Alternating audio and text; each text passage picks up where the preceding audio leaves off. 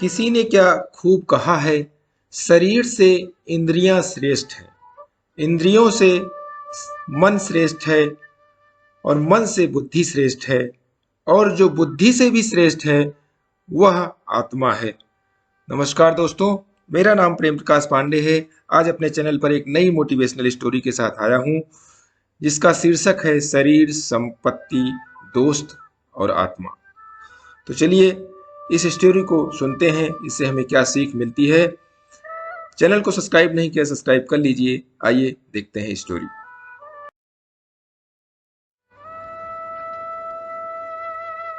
एक राजा की 4 पत्नियां थीं। वह सबसे ज्यादा प्यार अपनी चौथी पत्नी से करता था। उसका बहुत ध्यान रखता था, उसकी बहुत परवाह करता था। वह अपनी तीसरी पत्नी से भी प्यार करता था, लेकिन उसे अपने मित्रों से मिलवाने में, अपने मित्रों को दिखाने में बहुत डरता था। उसे हमेशा वह डर लगा रहता था कि वह कहीं दूसरे इंसान के पास साथ भाग न जाए। वह अपनी दूसरी पत्नी से भी प्यार करता था। जब भी उसे कोई परेशानी आती तो वह अपनी दूसरी पत्नी के पास जाता और वह उसकी समस्या सुलझा देती थी। लेकिन वह अपनी पहली पत्नी से बिल्कुल भी प्यार नहीं करता था, जबकि वह पत्नी उसे बहुत प्यार करती थी, उसकी बहुत देखभाल करती थी। एक दिन वह राजा बहुत बीमार पड़ गया और उसे अब यह एहसास हो गया कि अब वह मर जाएगा। उसने अपने आप से कहा कि मेरी 4 पत्नियां हैं, उनमें से किसी एक को मैं अपने साथ ले जाऊंगा। जब मैं मरूं तो मरने में वह मेरा साथ दे। तब उसने चौथी पत्नी से कहा, क्या तुम इस मौत में मेरा साथ दोगी, मेरे साथ चलोगी? तो चौथी पत्नी बोली, अभी तो मेरी उम्र बहुत छोटी है, अभी तो मैंने कुछ देखा ही नहीं, मैं आपके साथ नहीं चल सकती। फिर उसने तीसरी पत्नी से पूछा, क्या तुम मेरे साथ चलोगी? तीसरी पत्नी ने जवाब दिया, नहीं, मुझे अपनी जिंदगी से बहुत प्यार है और जब तुम मर जाओगे तब मैं दूसरी शादी कर लूंगी। फिर उसने अपनी दूसरी पत्नी से कहा। दूसरी पत्नी बोली, मुझे माफ कर दो, इस चीज में मैं तुम्हारी कोई मदद नहीं कर सकती। ज्यादा से ज्यादा मैं तुम्हारे दफनाने तक तुम्हारे साथ रह सकता। अब उस राजा का दिल बैठ गया, वह बहुत दुखी हो गया।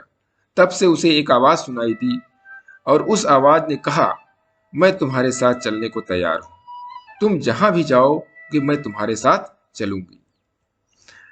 जब उस राजा ने देखा तो वह उसकी पहली पत्नी थी, लेकिन वह बहुत बीमार सी हो गई थी, क्योंकि उसका कोई ख्याल नहीं रखता था, कोई उससे प्यार नहीं करता था।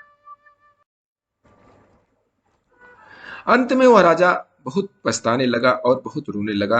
राजा ने कहा, मुझे तुम्हारी देखभाल करनी चाहिए थी, तुम्हारी परवाह करनी चाहिए थी, तुम्हें प्यार करना चाहिए था, और मैं यह सब कुछ कर सकता था, लेकिन फिर भी मैंने तुम्हारी कभी परवाह नहीं की, कभी तुम्हें प्यार नहीं किया, जबकि तुमने मुझे हमेशा प्यार दिया।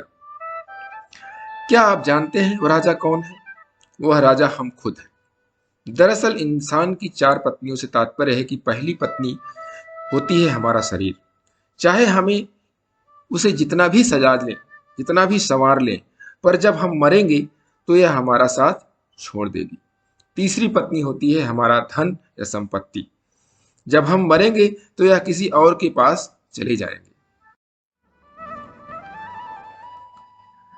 हमारी दूसरी पत्नी हमारे दोस्त, हमारे रिश्तेदार, चाहे वह कितने भी हमारे करीब क्यों ना हो, लेकिन मरने के समय वह ज्यादा से ज्यादा दफनाने के समय शमशान घाट तक आपके साथ रहते हैं। लेकिन हमारी पहली पत्नी होती है हमारी आत्मा, हमारी चेतना, जो इस संसार के आकर्षण में, संसार के मोह में कहीं खो जाती है, जिसकी तरफ हम ध्यान ही नहीं देते, इसे हम भुला देते हैं। लेकिन वह आत्मा, वह चेतना हमारे साथ कभी नहीं छोड़ती। चाहे कितना भी बड़ा दुख आ जाए, चाहे कितनी बड़ी मौत क्यों ना हो जाए, हमारी चेतना और आत्मा हमारा साथ कभी नहीं छोड़ते। दोस्तों, इस कहानी का यही सबक है कि हर इंसान को अपनी आत्मा को जानना चाहिए, हर इंसान को आत्मा से जुड़ा रहना चाहिए, क्योंकि यह आत्मा परमात्मा से जुड़ी है, यह आत्मा उस ईश्वर से जुड़ी है जो हमेशा हमारे साथ देते हैं।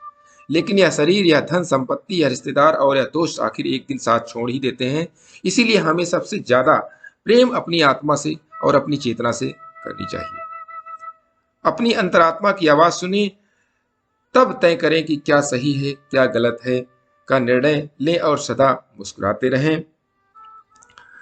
प्रतिदिन सुबह 5:30 बजे एक नई कहानी, एक नई उमंग से करें दिन की शुरुआत। तब तक के लिए मैं छोटों से मिले प्यार और बड़ों से मिले आशीर्वाद और भगवान के सहारे के साथ यही कहता हूँ कि काम तो सभी करते हैं, पर काम करो कुछ ऐसा कि उदाहरण बन जाए। स्टोरी अच्छी लगी तो लाइक करिए, अपने इष्ट मित्रों में शेयर कर दीजिए और नई नई मोटिवेशनल स्टोरी के लिए प्रेस बेल आइकन।